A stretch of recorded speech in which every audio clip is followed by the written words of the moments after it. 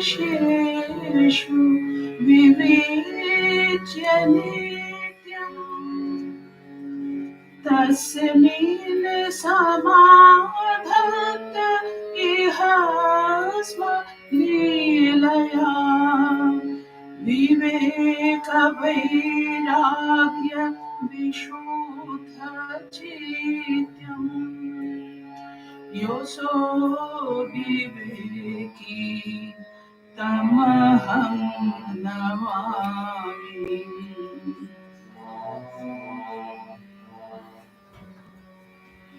विवेकजानन्द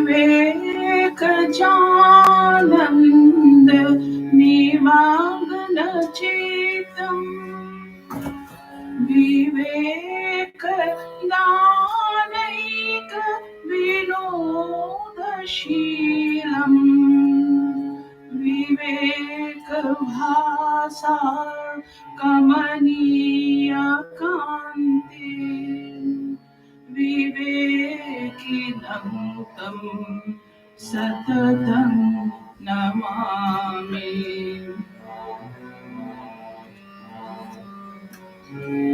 रीतं च विज्ञानम् अधिश्रयत्य निरन्तरं चादिमोधात्तहीनम्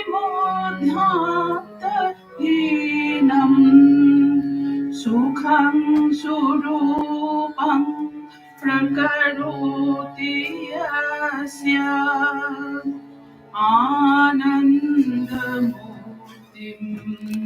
तमहं नमामि।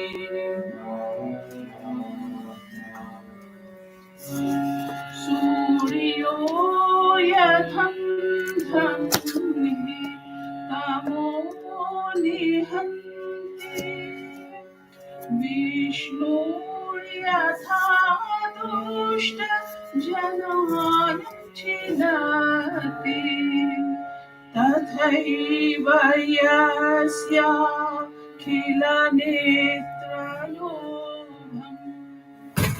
रूपं त्रितापं विमुखी करोति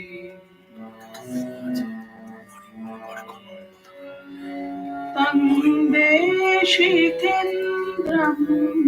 परमं पवित्रम् विश्वस्य पालं मधुरं अतीन्द्रम्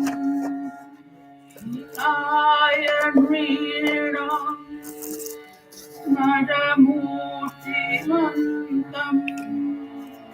विवेक आनन्दम् अहं नमामि। विवेक आनन्दम् अहं नमामि। विवेक आनन्दम् अहं नमामि।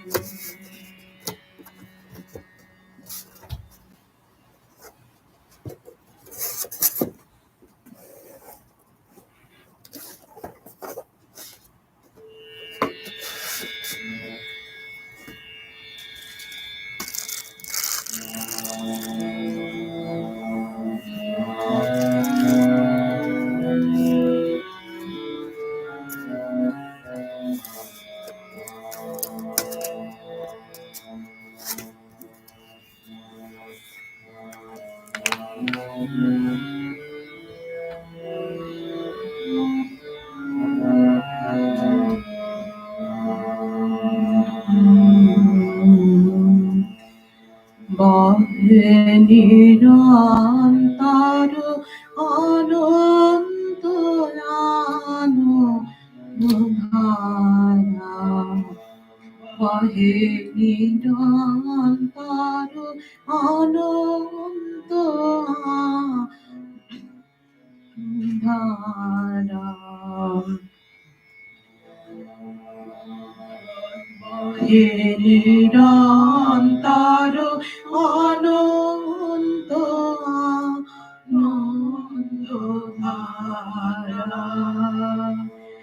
বাজে অসীম লঘ মাঝে অনাদি রব বাজে অসীম লঘ মাঝে অনাদি রব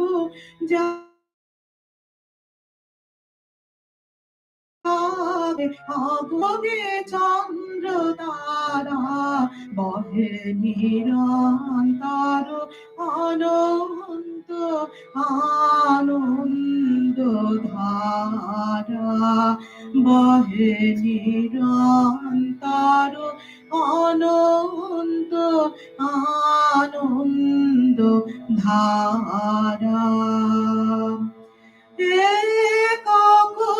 অখণ্ড ব্রহ্মাণ্ড রাজে পরম এক সেই রাজ রাজেন্দ্র রাজে অখণ্ড ব্রহ্মাণ্ড রাজে পরম এক সেই রাজ রাজেন্দ্র রাজে বিস্মিত নিমেষ হত বেশ চরণে বিনত বিস্মিত বিবেক হত বেশ চরণে বিনত লক্ষ শত ভক্ত চিত বাকহারা বহে নিরন্তর অনন্ত আনন্দ ধারা বহে নিরন্তর অনন্ত আনন্দ ধারা।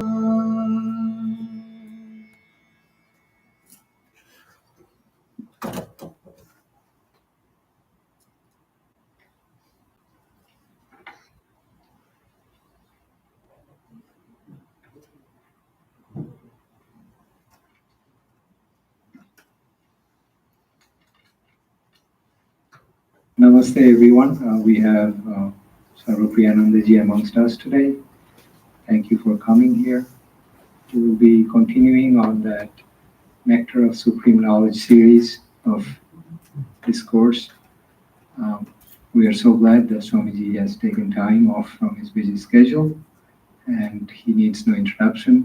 So we'll just say a quick Veda mantra and then Swamiji will be taking over.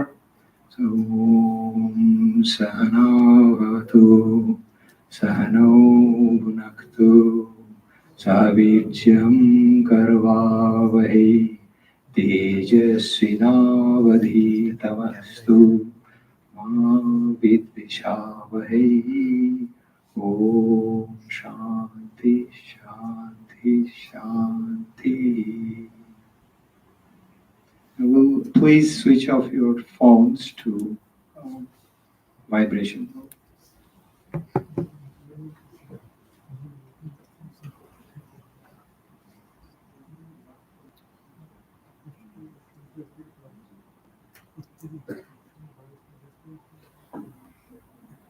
Yes, this is fine. This is fine. Perfect.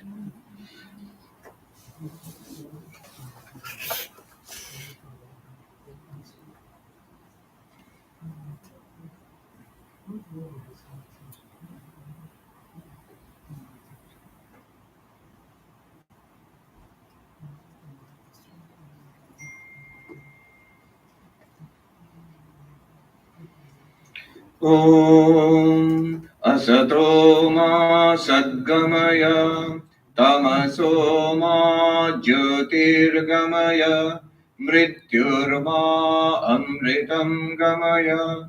Om Shanti Shanti Shanti. Om, lead us from the unreal to the real, Lead us from darkness unto light. Lead us from death to immortality. Om, peace, peace, peace. Namaste and welcome back. Little context, because we have such gaps between our classes. So this text which we are doing has an interesting background. The story goes like this. It's set in a story. The story is, of course, Ramayana, and the young prince Rama, being very taken up by non-dual Vedanta, has decided that I will not become a king. I'm not going to do all these things. I'm just going to go off and seek enlightenment, forest or a mountain. And his father, Dasharatha, is very worried. Who's going to be the king after me? Considered in the story, it's very ironic. But anyway, he asks Vashishta, the sage Vashishta, could you just please counseling, like a school counselor, go and talk to the boy, try to convince him to do his duties, to be in the world, be a prince and be a king.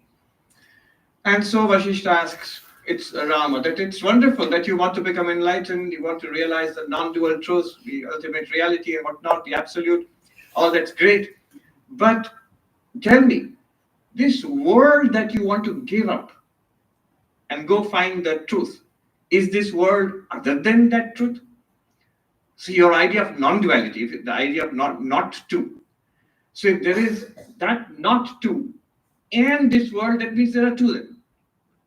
Clearly, what you are seeking, this world also cannot be other than that. And slowly he convinces, there's a long dialogue where he convinces Rama that the highest spirituality can be had anywhere and here in this life itself, in whatever you are doing. I think that is an important thing. One reason why I thought this book, this context is useful for all of us. Very few can afford to take the rigors of going up to the top of a mountain and meditating and being a monk in a mountain cave. Most people have to be in some kind of worldly situation. You're in a family, in a job, in a community.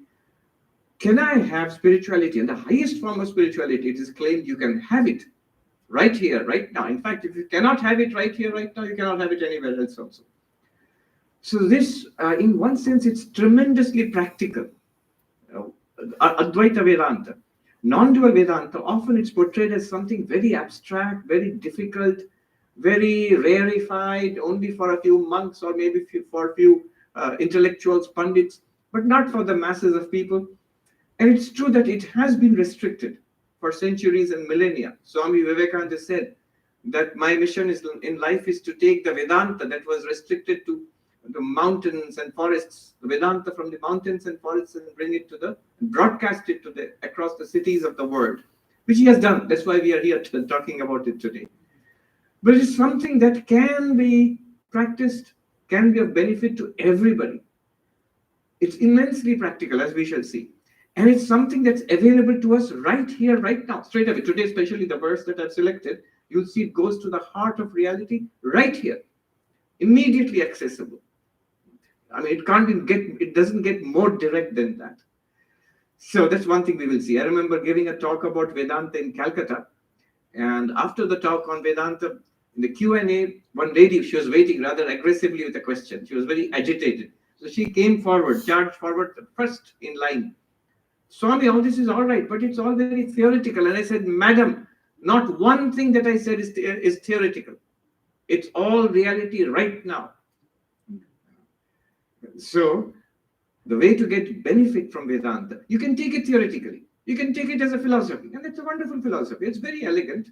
It's sort of the crown jewel in Indian philosophy.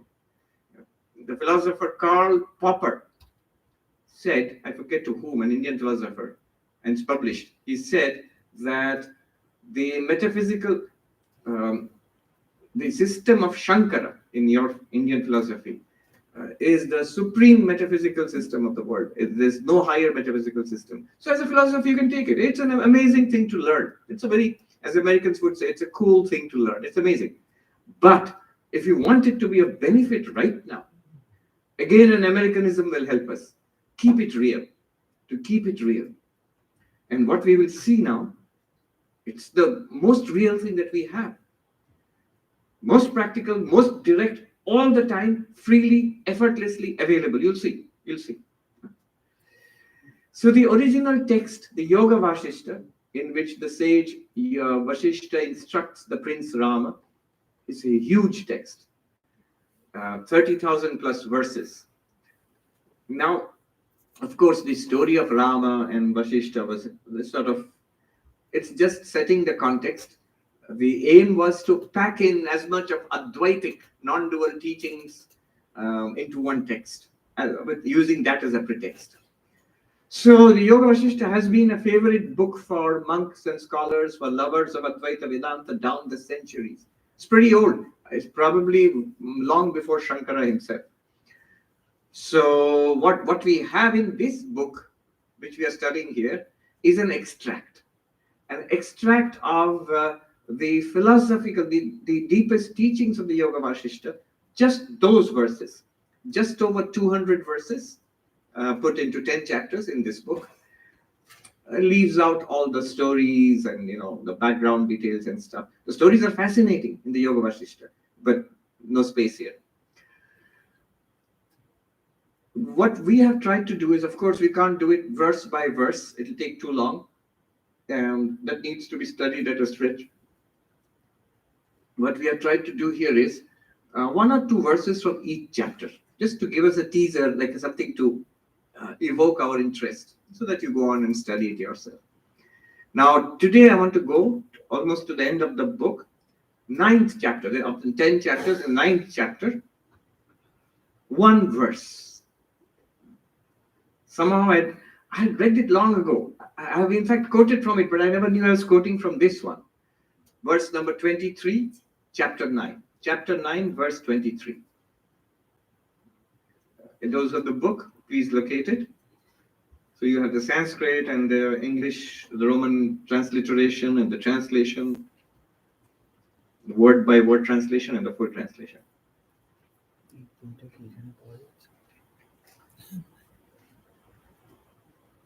I'll chant the verse, and then I will comment upon it. We'll see how amazing it is. And then we'll go into Q&A at the very end, as is our practice. This is, to my understanding, one of the most amazing verses in this whole book.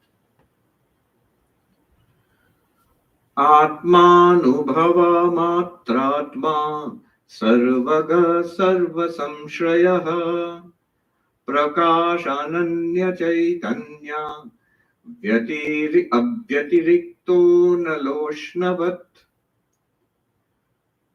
Atmanubhava matratma sarvaga sarva samshraya prakasha ananya chaitanya abhyatirikta analo ushnavat. The self is of the essential nature of consciousness and illumination and of immediate experience alone. It is omnipresent, the substratum of all objects, and is forever inseparable from everything else, as fire is inseparable from its heat. Amazing verse, and we'll see what's so amazing about it. The most amazing part of it is the first word. It's a phrase, basically. And this is something that I've quoted on different occasions, but I didn't know where I was quoting from. This verse. Atma, he says, Anubhava Matra Atma. This phrase I want us to focus on for quite some time today. Anubhava Matra Atma. What does it mean? Backing up a little bit. Sri Ramakrishna used to tell this parable of the washerman's diamond, which I have quoted here, I mentioned here earlier. That, a washerman, an Indian dhobi, who finds this diamond. He's too poor and uneducated to know what a diamond is. But he takes it and he thinks it's a peculiar stone and he uses it to scrub dirty laundry. He uses a rock to scrub dirty laundry, and he thinks this diamond, he doesn't know it's a diamond. He thinks it's a peculiar stone and he does the job, it scrubs the dirty laundry. But he's curious about it. And he asks his friend, the vegetable seller, what is this? And the vegetable seller says, who knows just a little bit more than the dhobi, the washerman, he says, it's a very peculiar, fascinating stone. I will give you 10 rupees for it. Can you give it to me? Luckily, he didn't sell it. And then he goes on asking this person and that person, finally comes to the diamond merchant, and the diamond merchant tells him, this is an amazing diamond. It's the largest uncut raw diamond I've ever seen. I'll give you 10 million. The story, it was 10 crore rupees, but I have a difficult time explaining what is a crore to people outside India. So let's say 10 million rupees. So 10 million rupees, I'll give it to you. Give me the diamond, and all the poverty of that washerman is removed forever. So that's the parable. That's the parable. Now notice a few things about this. The washerman always had the diamond. Always had it. He didn't know what it was. He always had it. Not only did he have it, he was using it. He was using it daily. But he didn't know what the potential of that diamond, what it really was. So in Vedanta, when we talk about Atma, the self, consciousness, we already have it all the time. And we are always using it. The washerman used it to scrub dirty laundry. We are using it to see, hear, smell, taste, touch, think, enjoy, suffer, fight, quarrel, waking, dreaming, sleeping, life, death. All of that is a play in consciousness. So we are using it continuously. You're using it right now. Right now you're using it. You're using it to listen to me, to understand what I'm saying, looking at your book, thinking about it, seeing this hall, feeling the sense of your own body. All of these things are happening because you're conscious. So we are using it. But we do not know. There's a mystery about it. So just like that washerman, we start asking, what is consciousness? This is what we are doing today in the 21st century. The problem of consciousness. Every now and then you will see, every 1 or 2 weeks, one article will come out in some science magazine, some popular magazine. Mystery of consciousness solved, or it cannot be solved, some such. So it's a very exciting time in consciousness studies to be alive right now. It's time of, again, renewed interest in consciousness studies. So all of this is like the washerman going to the vegetable seller and asking, what is this? We are asking the vegetable seller, who is the materialist, what is this? And the materialist knows that much only. Only he knows is, when I was coming here, I saw the restaurant Bangan, which means a brinjal, right? So that much only he knows. And what does he say about the consciousness? It is a product of your brain. It is a product of the body. Activities in the body are going on. That's what consciousness is. Don't sell it to him. So it means don't accept it. Don't buy it. Don't buy that explanation. Go further. Ask more. And finally, you come to the diamond merchant, which is Vedanta. We come to Vasishta, we come to Vedanta, who tells us what it really is, an amazing thing.